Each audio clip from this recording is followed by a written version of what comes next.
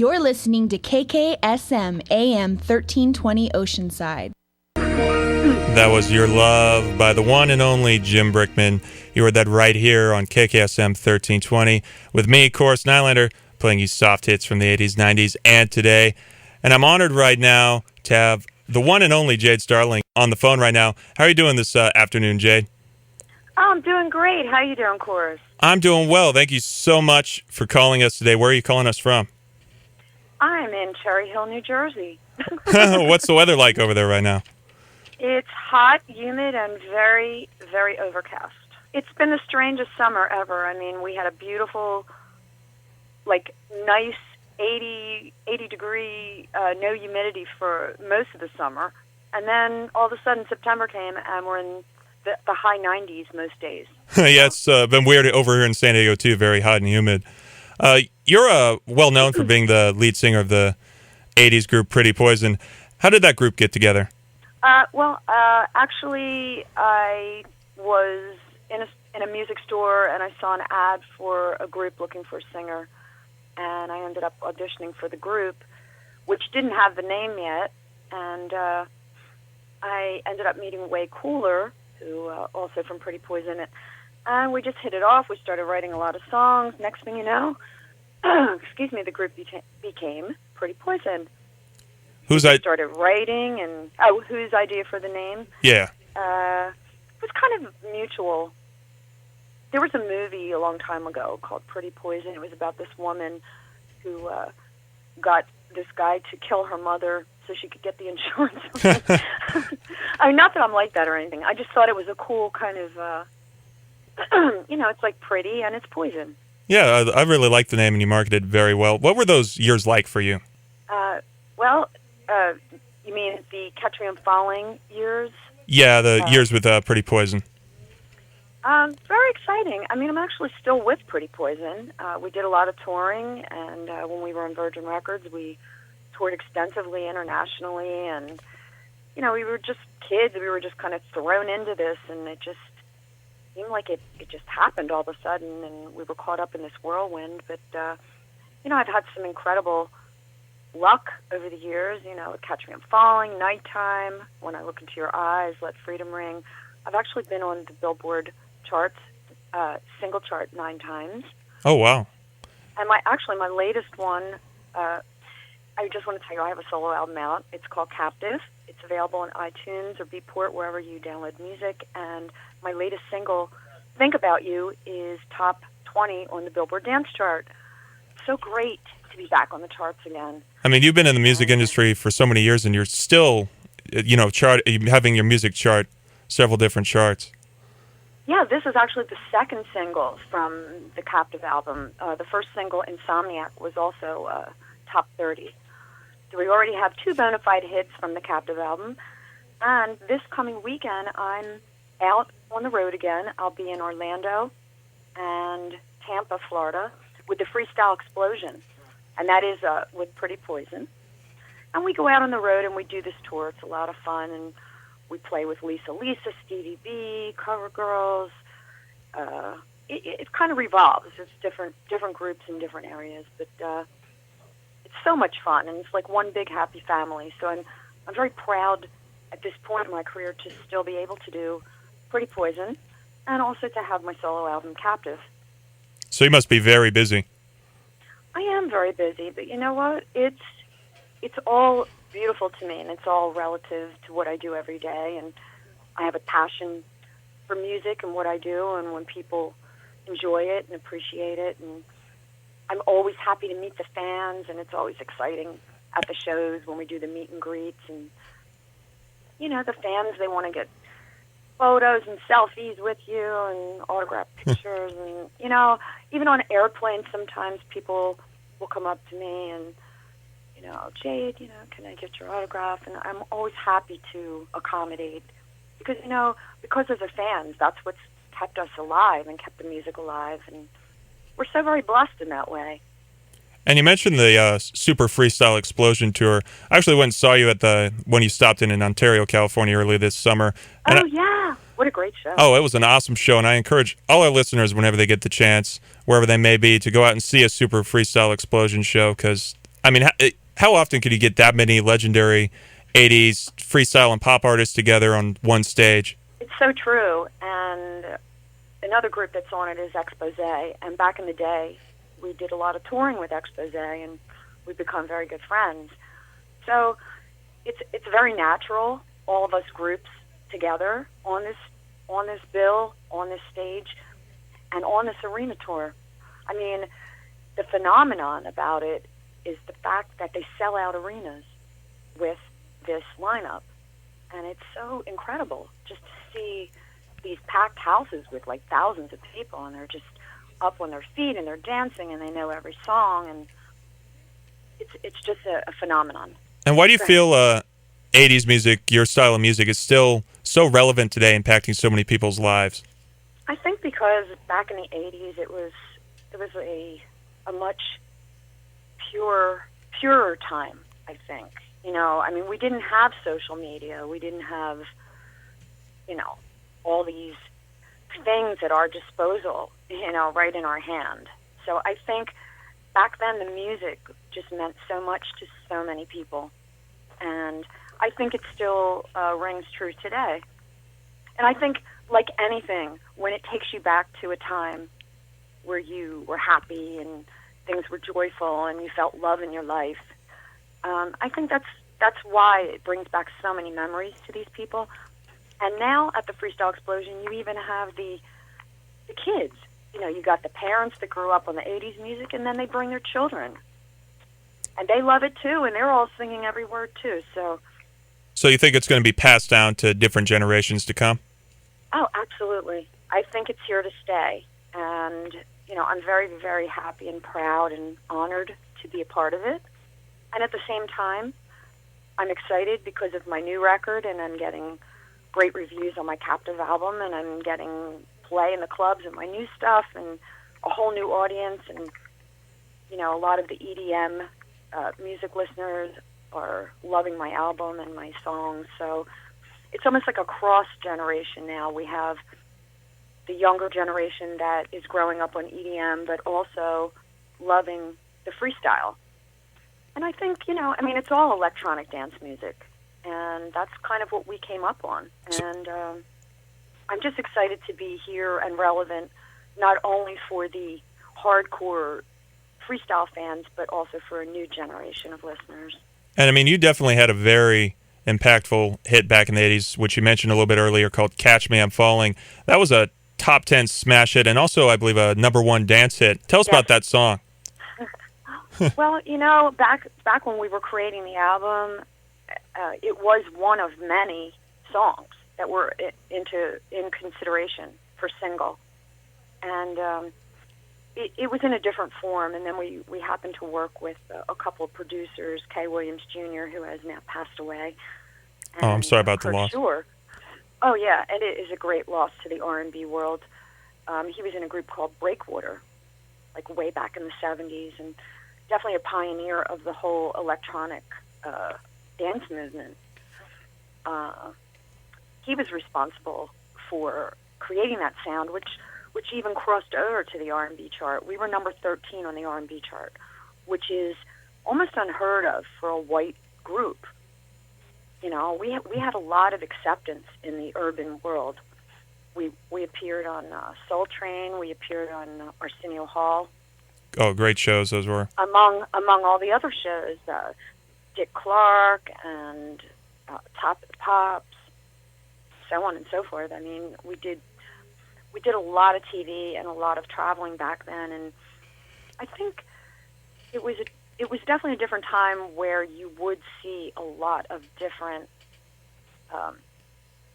type. You know, we just appealed to a lot of I can't even say the word ethnicities. Like you would see, you know, definitely the Latinos were into it, and the urban people were into it, and it was just so cool. It was just like a crossbreed, like a hybrid. So you feel your music's very relevant to just so many different diverse types of people? Yes, and I have always encouraged that, and I just feel like music is a is a very important thing in our life to bring people together. It is a driving force in our life. And how would you describe your sound? My sound now, or what What the conglomerate. I would say, it is definitely electronic dance music, but with rhythmic undertones. It appeals to freestyle, and we never really considered ourselves freestyle, but the fact that the freestyle world connected to the music, I think it has a lot to do with the rhythm, But like a lot of our counterparts that just basically did these tracks without songs, we really put the emphasis on songwriting.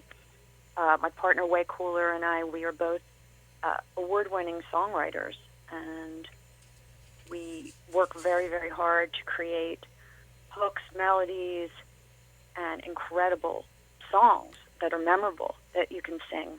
And speaking of the great songs you've written, you with Way Cooler wrote the song Blue Monday, which was written for a very special reason. Tell us about that song. Okay, well, I did not write that song. I did sing background on it, but that was created for, I don't know, you have that information in front of you, don't you? I'm drawing a blank right now. Oh, was that for Hurricane Katrina? Yes, it was for Katrina. It was part of a documentary, and the film actually was released in limited edition, but I know it played at the film festivals and stuff, and the song fit perfectly, with the overall tone of that movie, which of course was very tragic. Yeah, very sad event in history, but I appreciate you writing a song for that, or working on a song for that. I like to be very, charitable, and someday when I'm in more of a position, I would like to be more philanthropic as far as being able to help people. And I feel that music definitely has a healing power, and I think that that's why people still like to go to concerts and people still like to buy music, because it brings you up, it takes you away, and especially my new album, Captive, it takes you on an emotional journey from start to finish. And I think that it's important for us to be able to escape into a better world, because sometimes things get so hard, and it's a wonderful thing. It's a beautiful thing to have music to fall back on. I appreciate you using your talent to help people. And you mentioned your new album, Captive. Tell us about that project and how it got together. Well, it originally had started off, we were going to call it Pretty Poison, but we ended up collaborating with several DJs, European DJs, one being Lee Dagger from Bimbo Jones from the UK, Laszlo from Hungary, and Frank Donna from France. And Way and I ended up doing these amazing collaborations that took on basically a life of its own. And this past winter was such a hard winter, I believe for all of us, probably the coldest winter on record. So I basically lived in the studio, and thus the first single was called Insomniac, because I didn't sleep very much, and we just let the creative juices flow, and we turned out a couple dozen incredible songs, and Way Cooler actually helped produce and co-write the whole album. And it was really interesting because a lot of the music was created, the songs were created on Skype. So we would be working on the music, and then I would come up with the lyrics and melodies, and we would go back and forth. And it's just amazing nowadays with social media how you can be in touch with people in other countries. And for me, the experience was just amazing. I had never thought of anything like this, and it turned out to be one of the greatest experiences of my life. And I'm very passionate about the album, and it's been getting great reviews. So if your listening audience goes to jadestarling.com, they can pull up the page on Captive, and you can see all the amazing reviews and quotes about the album. it just came out on August 12th, so it's just beginning. And as I was telling you, the latest single, Think About You, is number 20 on the Billboard Dance Chart, and with a bullet, so we're still going, and excited about doing a tour behind the album as well. That is something that's in the works right now. And which areas can we expect to see live performances? Oh, well, we'll definitely be back in your neck of the woods. We will be back in the San Diego, and hopefully your listening audience will be able to come out and catch the show.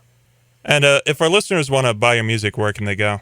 They can go to iTunes, Beatport, basically anywhere where you download music. You can buy Captive. That is my solo record. So if you're looking for Pretty Poison, it will come up, Jade Starling, Captive. And my latest single also, Think About You, will come up. So, I mean, just about everything that, all things Jade Starling or Pretty Poison, you can find on iTunes. And where can our listeners follow you on social media?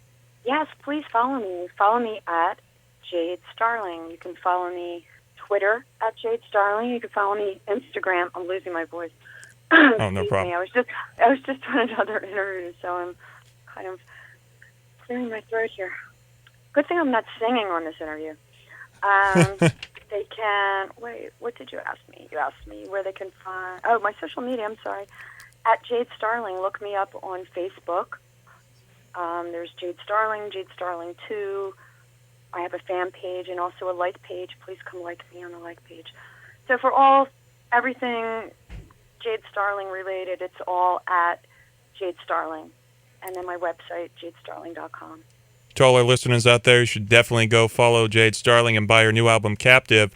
Thanks so much for calling us today, Jade. Before you go, is there anything else you'd like our listeners to know?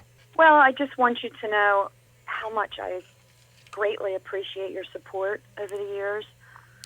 And, I don't know how other people feel, like other musicians feel about their fans, but I have a deep connection with my fans, and when they reach out to me and when they write to me on Facebook or, when they message me, I always get back to them personally. It may take me a while, but I do get back because I don't appreciate someone else doing it for me. I feel that it's a better way to connect with my fans to do it personally. So from me to you, from my heart to your heart, I thank you for years of support, and hopefully you will be able to catch me in concert and buy my new album, Captive, because it's really good. It's really good. It's my passion, and I want to share it with you. Thank you. For all the old school fans that have followed for many years, thank you, and I look forward to seeing you at a show very soon. Thank you so much for calling in today, Jade. You're an amazing artist, and I encourage all our listeners to go buy your new album, Captive, and all your music you've released, because you are an incredible artist and an incredible person. Oh, thank you so much, Corey. So are you. I did a little research on you, too. I see that you have a television show, and you do a lot of things in the media, too, so I'm following you, too. Well, that's a real honor for me, and I hope to get to meet you in person someday. I've seen you perform, but didn't get the chance to meet you. But hopefully we'll get together soon. Next time you have to. Next time I'm on the West Coast and I'm near you, please just reach out to me, and I will make sure that you get a backstage pass. Oh, thank you so much. I definitely will. And thank you so much for calling in today. Oh, thanks for having me, and you have a wonderful day. You too, and a great weekend coming your way also. Oh, thank you. Love you guys. Mwah. I hope all the listeners out there enjoyed my interview with Jade Starling. Make sure to go get her new album, Captive. Stay tuned after the break. I'll keep rolling soft hits from the 80s, 90s, and today for you right here on KKSM 1320, The Radio Revolution.